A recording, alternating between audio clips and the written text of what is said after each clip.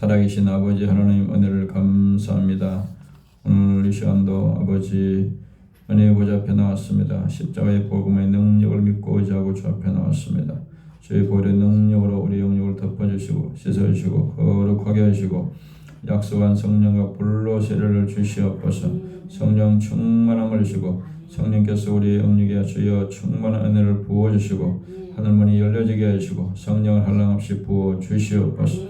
하나님께 모든 감사와 찬과 영광을 돌리게 하시고 하늘의 나라가 임하게 하시고 하나님의 뜻이 이루어지게 하시고 오늘도 하늘문을 여시고 주께서 말씀하신 대로 약속하신 대로 성경에 약속된 이니까의 모든 은혜와 축복이 모든 성도들과 가정과 교회에 충만히 임하게 하시고 또 기도하는 자들이 가장 좋은 것으로 응답하시고 축복하여 주시옵소서.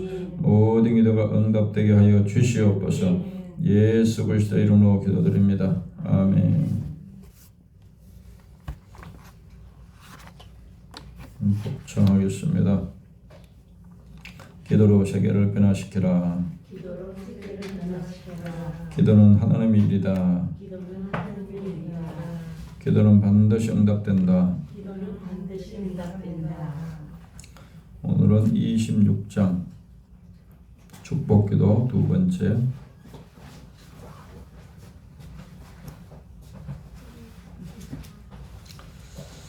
하나님은 모든 복의 근원이십니다. 모든 복은 다 하나님이 주시는 것이고 하나님부터 나오는 겁니다. 또 성경에는 하나님이 주는 축복이 엄청나게 다양하게 기록되어 있고 축복의 놀라운 비밀들을 기록해 놓은 것이 성경이라고 볼 수가 있습니다. 그래서 이 축복은 바로 기도할 때 기도를 통해서 일러지게 됩니다. 그래서 축복기도가 왜 중요하냐? 우리는 이제 기도 제목을 가지고 기도할 때 대부분 우리 지금 현실적인 문제를 가지고 기도합니다. 아픈 분들은 치료하기 위해서 어떤 문제가 있으면 그 문제를 해결하기 위해서 현재적인 문제에 대해서 기도하는데 축복 기도는 대부분 미래를 위한 기도입니다. 미래를 위한. 그래서 우리가 이제 모든 사람들이 내일을 향해서 미래를 향해서 계속 살아가는데 시간이 우리가 계속 우리 앞으로 다가옵니다. 저절로 시간이 다가오죠. 계속 미래가. 그런데 축복 기도를 계속 해놓은 사람은 그냥 시간만 다가오는 것이 아니라 내가 믿음으로 기도한 그 축복 기도를 심어 놓으면 그 열매가, 축복의 열매가, 응답의 열매가 계속 다가오는 겁니다. 그러니까 농부가 씨앗을 심으면 때가 되면 가을이 되면 곡식을 거두고 열매를 거두듯이 그래서 우리가 축복 기도를 계속 심어 놓으면 그것은 미래를 위한 기도이기 때문에 계속해서 우리가 믿음으로 기도해 놓은 것에 대한 축복의 열매를 우리가 계속해서 받고 누리면서 살아가게 되는 것입니다.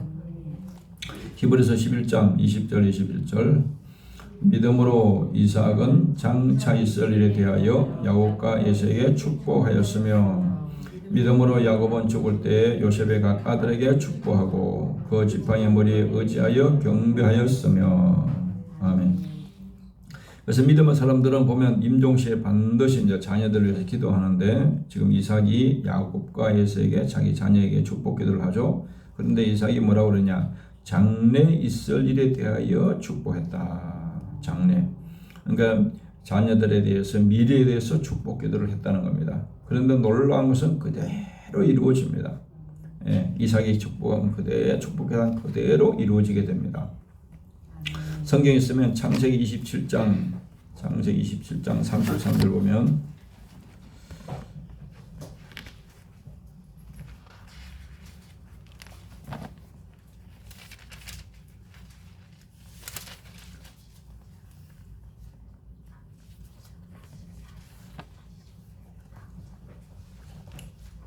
(27장 33절) 보시면 이삭이 심히 크게 떨며 이르되 그러면 사냥한 고기를 내게 가져온 자가 누구냐? 내가 오기 전에 내가 다 먹고 그를 위하여 축복하였은즉 그가 반드시 복을 받을 것이니라. 아멘. 그래서 이제 이삭이 눈이 어두워져서 죽을 때가 가까워지니까 이제 장자 에서에게 그렇게 부탁을 하죠. 이삭이 고기를 좋아하는 사람이었습니다. 그래서 사냥한 고기를 내가 와서 먹고 나서 너에게 축복 비들을 빌어주겠다. 그러니까 그 소식을 이제 엄마가 듣고 야곱의 엄마가 듣고 얼른 이제 요리를 해가지고 야곱에게 이제 그 맛있는 요리를 해가지고 아버지가 갖다 주고 축복을 받으라고 이제 야곱하고 엄마하고 속여서 이제 그렇게 하죠. 그리고 이제 에서가 사냥해갖고 고기를 또 요리를 하고 준비하니까 축복이 되더라니까 이삭이 깜짝 놀랍니다. 지금 그 말입니다. 33절 이삭이 심히 크게 떨매르되 그러면 사냥한 고기를 내게 가져온 자가 누구냐? 내가 오기 전에 내가 다 먹고 그를 위하여 축복하였은즉 그가 반드시 복을 받을 것이니라. 그렇게 말하죠.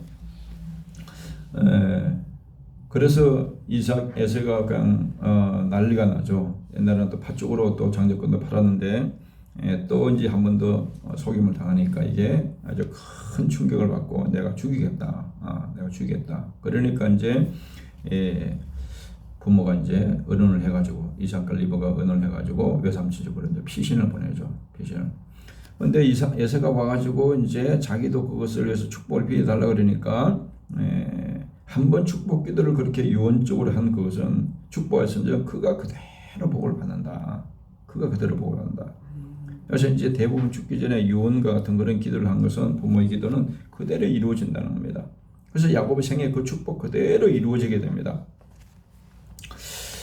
그래서 이삭은 야곱과 에서를 축복했는데 야곱을 이제 앞세우죠. 야곱에게 장자의 축복을 빌어주었습니다. 그래서 야곱은 또 12아들과 요셉의 아들들에게 축복하였습니다. 하나님께서 부모에게 놀라운 축복권을 주었습니다. 그래서 이스라엘 백성들은 끊임없이 부모를 통해서 이 축복이 계속해서 자녀들에게 후대에게 계속 전달이 됐습니다. 민수기 6장 22절 27절에 보면 여호와께서 모세에게 말씀하여 이르시되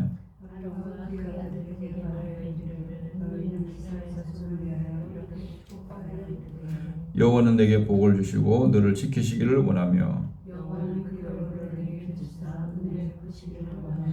여호와는 그 얼굴을 내게로 향하여 드사 평강 주시기를 원하노라 할지니라 하라.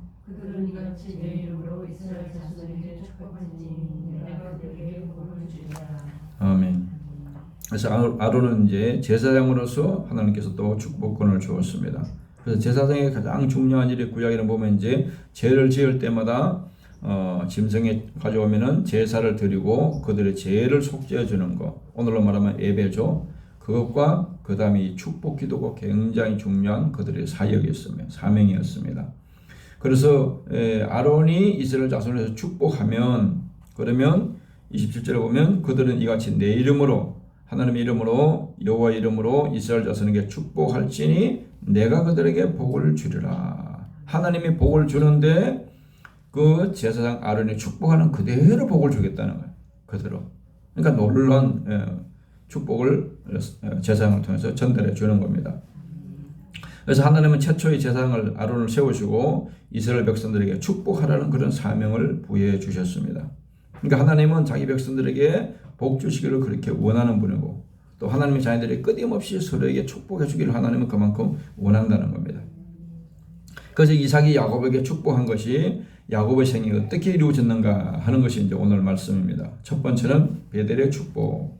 창세기 28장 14절 내 자손이 땅에 티끌같이 되어 내가 서쪽과 동쪽과 북쪽과 남쪽으로 퍼져갈지며 땅의 모든 족속이 너와 내 자손으로 말미암아 복을 받으리라. 아멘. 그래서 옛날에는 축복이 자녀의 축복 또 물질의 축복 이런 것이 있는데 자손이 땅에 티끌같이 되었어. 티끌이 얼마나 많습니까? 셀 수 없이 많은 거죠. 동서남북 전 세계로 퍼져나갈 것이고 땅의 모든 족속들이 너와 내 자손으로 말미암아 복을 받으리라. 그래서 이스라엘 민족을 통해서 전 세계 축복이 흘러간다는 겁니다. 야곱은 축복 기도의 은혜를 받은 사람입니다. 그래서 이제 그 에서가 화가 나가지고 죽이려고 하니까 도망을 가죠. 도망을 가는 중입니다. 지금 야곱의 외삼촌 라반의 집으로 가는 길에 들에서 잠을 잤습니다. 들에서. 그래서 바위에서 잠을 자는데 꿈속에 천사가 나타나고 또 야곱을 축복해 주는 내용입니다. 야곱은 하나님의 축복을 믿고 20년 동안 외삼촌 집에서 종사를 하면서 견뎠습니다. 이제 축복을 받을 수 있는 연단을 이제 믿음의 훈련을 받는 거죠. 그래서 하나님의 축복을 믿고 끝까지 그는 그 축복에 대한 그 약속을 붙잡고 그 모든 힘든 과정을 견디게 됩니다. 야곱은 레아와 라헬과 결혼하기 위해서 14년을 견디면서 살았고 또 하나님의 축복을 믿고 끝까지 견디게 됩니다. 그래서 20년 이제 거기서 훈련받고 돌아오게 됩니다. 그러니까 그 하나님의 축복이 그런 야곱의 인생이 어디로 갈지 모르는 그런 막막한 상황에서도 위기 때마다 결정적인 순간 때마다 하나님의 축복을 사람은 하나님이 함께 하시고 축복을 다시금 확인시켜주고 또 그것을 또 계속해서 말씀하는 것입니다. 두 번째는 돌아오는 장면입니다. 두 번째, 약복나루의 축복. 창세기 32장 29절. 야곱이 청하여 이르되 당신의 이름을 알려주소서. 그 사람이 이르되 어찌하여 내 이름을 묻느냐 하고 거기서 야곱에게 축복한지라. 아멘. 야곱이 이제 형이 죽으려 해서 피난 갔는데 20년이 지나서 이제 재산을 많이 모으고 자녀도 많이 이제 거느리고 돌아오는 길입니다. 돌아오는 길인데 에서가 야곱에게 복수하면서 아직도 칼을 갈고 기다리고 있었습니다. 그래서 앞에 보내는 소식꾼들의 이야기를 들어보니까 400명을 거느리고 지금 오고 있다는 겁니다. 400명을 거느리고 오는 것은 이제 뭐 환영하기 위해서가 아니죠. 지금 사태가 심각한 겁니다. 근데 그렇게 이제 축복을 받고 왔지만은 자기 지금 생명도 지금 위태로운 것이고 20년 동안 에서는 그냥 변함이 없었습니다. 원수를 이를 갈면서 계속해서 그렇게 기다리고 있었습니다. 그래서 이제 자기 이제 자녀들 또 짐승들 또 이제 부인들은 다 앞서 거느고 자기 혼자 이제 마지막에 약복강을 거느지 않고 거기서 기다리고 있습니다. 그날 밤에 이제 씨름을 하죠. 천사가 나타나서 또 야곱을 축복해 주었습니다. 그래서 기도해서 승리하죠. 기도로 씨름을 합니다. 하나님이 축복을 주시기 위해서 하나님이 나타나가지고 야곱과 씨름을 걸어가지고 야곱한테 하나님이 져준 겁니다. 진서하고 아빠하고 씨름하면 누가 이겼어요? 예, 아빠가 져주는 차고 넘어지는 것이 아빠가 힘이 없어 지는 것이 아니잖아요. 져주는 것과 마찬가지로 하나님과 야곱하고 씨름하면 누가 이기겠어? 예? 싸움이 안 되는 거죠. 그런데 하나님이 져줬다는 거예요. 그래서 하나님께서 야곱의 기도를 통해서 하나님께서 그래서 승리자로 만들어주기 위해서 그런 놀라운 축복을 주기 위해서 하나님께서 결정적인 순간마다 나타나서 하나님께서 야곱의 인생을 축복하는 겁니다. 그래서 야곱의 이름이 승리자의 이름이 주어지고 그 이름이 변해서 이스라엘로 바뀌어져. 그것이 이스라엘 민족이 되잖아요. 이스라엘 민족이.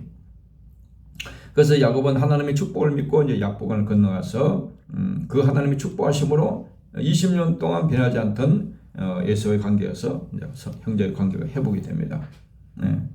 그러니까 완전히 기도를 통해서 하나님께서 다시 축복을 또 약속해 줍니다. 세 번째는 브엘세바의 축복. 창세기 46장 3절. 하나님이 이르시되 나는 하나님이라 내 아버지의 하나님이니 애굽으로 내려가기를 두려워하지 말라. 내가 거기서 너로 큰 민족을 이루게 하리라. 아멘. 야곱의 아들이 12명이죠. 12명. 그런데 사랑을 많이 받던 그 11번째 아들 요셉을 미워해가지고 형들이 팔아먹죠. 야곱에 팔아먹죠. 그래서 야곱은 또 아들을 또 죽었다고 속였으니까 짐승의 피를 묻혀갖고 막 요셉 옷에다 갖다 줬으니까 죽은 줄 알았으니까 또 그 상처가 야곱의 가슴속에 늘 가슴에 또 상처 있었습니다. 큰 상처가. 죽은 줄 알았죠. 그런데 20년이 지나서 다시 소식이 들어오는데 기근을 통해서 이제 야곱의 곡식을 사러 가는데 보니까 그 아들이 요셉이 죽은 줄 알았던 요셉이 살아있다는 겁니다. 살아있는 정도가 아니고 총리가 되어 있다는 놀라운 소식을 듣게 됩니다. 그래서 기절을 하죠. 야곱이 그 소식을 듣고 꿈인지 정신인지 그래서 알 수가 없어. 너무도 충격이었습니다. 믿기 힘든 어려운 일의 소식이었어. 그래서 이제 야곱이 가기는 가는데 그 이제 나중에는 가족들을 다 데리고 오라 그러죠. 요셉이 자기가 다 복양할 테니까.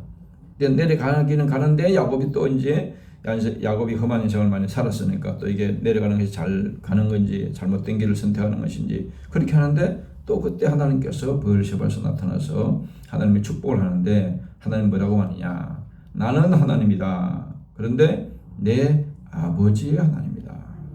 이삭의 하나님이다. 이삭. 그러니까 이삭이 축복한 그 하나님이다. 아버지가 축복한 그대로. 그러니까 아버지 이삭이 축복할 때 보면은 야곱이나 에서는 뭐냐면은 아버지가 축복하면 반드시 그대로 이루어진다는 것을 그들 믿었어요. 보면은. 그러니까 야곱도 그걸 확실히 믿었기 때문에 그렇게 속에서라도 그 아버지의 축복 기도를 받고 보면은 에서도 뭡니까?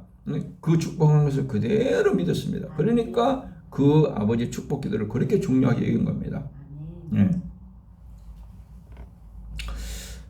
그런데 이제 애굽으로 가는 길에 브엘셰바에서 그래서 하나님께 제단을 쌓고 제사를 드리는데 오늘 말하면 예배를 드리는데 그때 하나님이 또 야곱에게 나타나서 애굽에 내려간 것을 두려워하지 말라.